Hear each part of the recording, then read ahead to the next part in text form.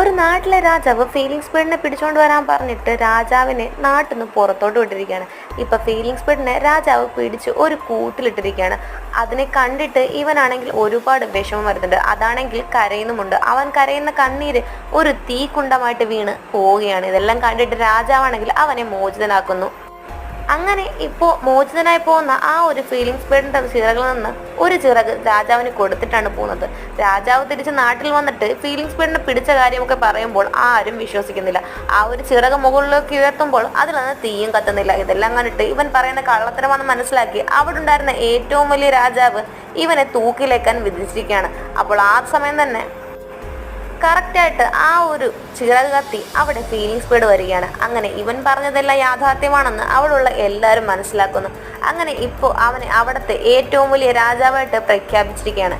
ഇങ്ങനെ ഈ ഒരു സിനിമ ഇതിലൂടെ അവസാനിച്ചിരിക്കുന്നു.